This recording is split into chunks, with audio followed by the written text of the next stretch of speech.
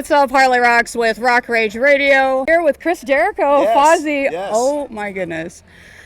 It's been a dream for a long time. I'm a huge WWE fan. Oh, cool. Grew up watching you, actually, thank you. ever since I graduated high school. Where you And then from? I saw, originally Texas. Okay. Yeah, Nice. yeah. That's very cool. So, I remember hearing about when Fozzy first came out.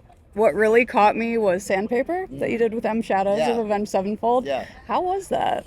I mean, it was great. It was really cool because we were kind of on the verge of breaking, like getting to the next level.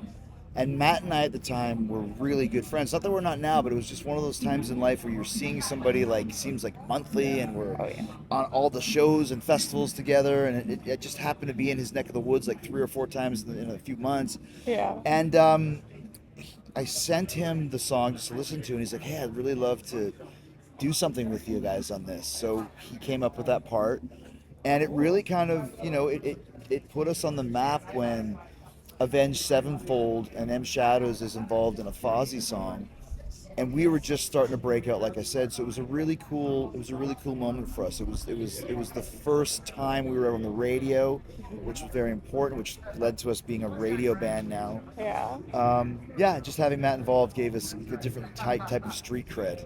I love that. That's amazing. Yeah. It was actually, I have a really funny story. So I did actually see y'all play back, I believe it was 2015 in Houston. Okay. So I think it was kind of around that time when you had the kind of going at it with CM Punk. All right, yeah. So I was barricade front. I had to be because I had seen y'all's shows and you're wearing the light up jacket. Yeah, It was yeah, just yeah. so cool. So I have this tattoo and I'm like trying so desperately to be like, oh my god, I hope he doesn't You see got a it. Punk tattoo, yeah. No, because that was like before I actually knew that a lot of it was show business. Yes, Yeah. yes. But I just remember when you came out and Yeah, everything was dark and it's just the light up jacket. I had the light up yes. jacket in wrestling, and then I realized So cool. I should probably use this on stage. The only thing about those jackets is they were prototypes. They're one of one, and they're very meticulously wired in the back. Like when you unzip the zipper, you see just like someone took a bowl of spaghetti and threw it at the wall. So you put those in a bag and carrying them with you, even if it's on carry-on. You're folding it, you're unfolding it. Those things break, and if it's like Christmas Vacation. If one of them breaks, all the lights go out. No. So I had so many problems with that. The good news is, the original one now lives in the Hard Rock Hotel in Tampa. No kidding. And they've No, you know what? I did see Yeah. that last time I was yeah, there. there you go. Yes, And they've okay. perpetually plugged it in so that it's always lit up. Oh, And the best part is it's right near Sammy Hagar's display, Yeah. which is a white T-shirt. So I text Sammy, I said, "Here's the difference between you and me. I put a $15,000 jacket is what it takes to me get in there. You got a $2.50 Target wife beater, and that gets you in there. F you, Sammy my Hagar." goodness. Wow. That's so funny. And then you're in my favorite movie franchise of all time, Terrifier. Okay. That I remember like watching the end of Terrifier 2. I'm like, is that? No. Yeah. That is incredible.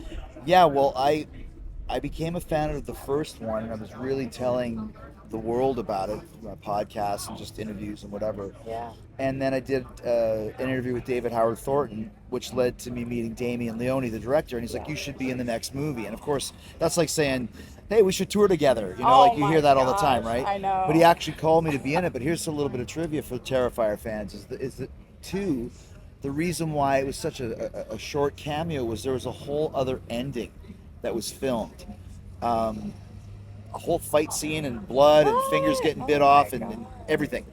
What happened was, because it took so long to make, because it was during COVID, another movie called Malignant came out that had the same ending, exact same ending. So Damien flipped out, had to do a bunch of reshoots, and those reshoots allowed both me and Samantha Scafaldi, who's Victoria, to live. And that's how we both got into part 3.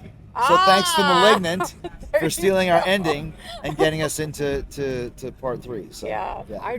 gosh, I remember seeing part 3 in theaters, and I was just like, that was a brutal death scene. It was, and it was kind of cool because when I was at the beginning of the movie, and when I saw it, I was like, "Oh, that's definitely going to be the best death scene in the film." And then 5 minutes later, someone else had a better one, and then it just got worse and worse and worse. But yeah, Ah, it was a pretty crazy scene. yeah. The coolest thing was they did a whole digital mold of my head, and so as they're filming, Vicky comes, finger in mouth, Art's coming, they grab my head, blood's everywhere, cut, put the head in there, then they rip my face Oh, off. But I'm standing wow. right off camera watching it, and it's really weird because this face looked exactly like my Oh face. my It was gosh. really bad, and it was like I'm just sitting here watching my own jaw getting torn off my face. It was Ooh. like pretty Oh surreal my moment, god. but it looked great on camera. It Oh, looked great on camera. absolutely. Yeah. Yeah, that probably, because that was like after the opening scene. Yes.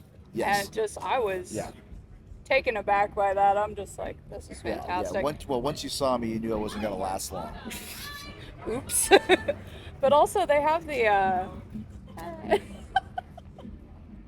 Terrifier video game, Yes. the arcade game, which you are a playable character. I saw that, which was a really pleasant surprise. I had no idea. Yeah. And there's actually like a bunch of different versions that came out. One of them even on the cover of it. There's a Burke cartoon. There's a Burke poster. So it's like Oh, wow. Burke the character got far more FaceTime and everything else than he did in the actual movie. So I'll take it. Wow. No, but that's such a cool experience Yeah, it to was be great. able to It was great. be in that It's film great to be able franchise. to add to it and be a part of that universe, and most importantly, help it get to as big as it gets. Oh, as it's gotten absolutely. Right now. I was actually so happy for that film because Yeah. it's purely independent Yeah. and beat out a Hollywood film in Yeah, the well, and the theaters. third one, I think the budget was like 2.5 million, and they ended up making 100 million worldwide on it. So Yeah. it was pretty huge. So cool. And I did catch your set today. Cool. Always amazing. Oh, thank you Always so much. amazing. Thank you. Do you have any new music in the works? We do. We just put out a new song last Wednesday. Yeah. Which is the #2 most added song on radio this week, which is huge Ooh. for us. So yeah, Oh, I need to we check just that want to do out. song by song now to give each song a chance to live and breathe and and be on the radio and play it live and see how it sticks. Oh, for sure, for sure. And I know, like, we do play Judas quite frequently. Oh, very cool. Still So on will I. radio. So, no, but thank you so much for taking My the pleasure, time. thank you. It's so cool to finally meet you after all Yes. these years of Thank you. seeing you. Yeah, you heard it here first. Rock Rage Radio.